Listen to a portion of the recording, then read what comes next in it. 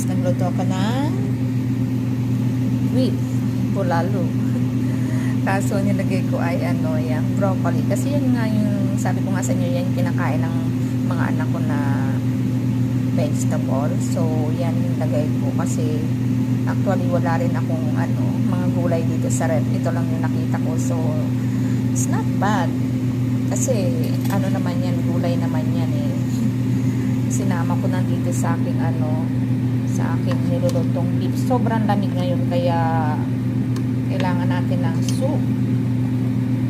Grabe, ang lamig ngayon dito. So, ayan. Tingnan natin magiging lasa niyan. Nilagyan ko siya ng saging.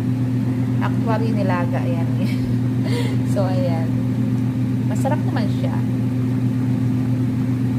So, ayan guys. Luto na siya. Yum, yum. Para sa malamig na panahon.